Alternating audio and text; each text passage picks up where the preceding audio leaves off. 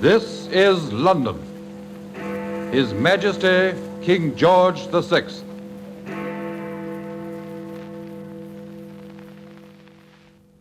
Let us remember the men in all the services, and the women in all of the services who have laid down their lives.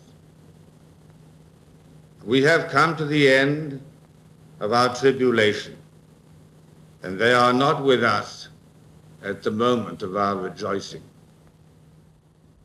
I speak to you today at the same hour as my father did exactly 75 years ago. His message then was a salute to the men and women at home and abroad who had sacrificed so much in pursuit of what he rightly called a great deliverance. The war had been a total war. It had affected everyone, and no one was immune from its impact. Whether it be the men and women called up to serve, families separated from each other, or people asked to take up new roles and skills to support the war effort, all had a part to play. At the start, the outlook seemed bleak, the end distant, the outcome uncertain. But we kept faith that the cause was right. And this belief, as my father noted in his broadcast, carried us through. Never give up, never despair. That was the message of VE Day.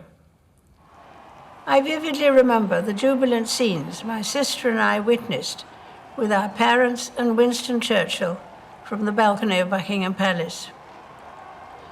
The sense of joy in the crowds who gathered outside and across the country was profound. Though while we celebrated the victory in Europe, we knew there would be further sacrifice. It was not until August that fighting in the Far East ceased and the war finally ended. Many people laid down their lives in that terrible conflict. They fought so we could live in peace, at home and abroad. They died so we could live as free people in a world of free nations.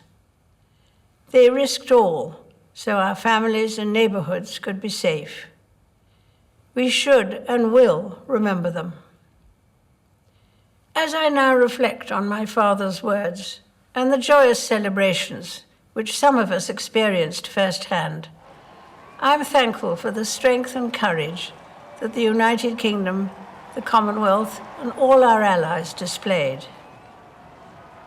The wartime generation knew that the best way to honor those who did not come back from the war was to ensure that it didn't happen again. The greatest tribute to their sacrifice is that countries who were once sworn enemies are now friends, working side by side for the peace, health, and prosperity of us all. Today, it may seem hard that we cannot mark this special anniversary as we would wish. Instead, we remember from our homes and our doorsteps. But our streets are not empty.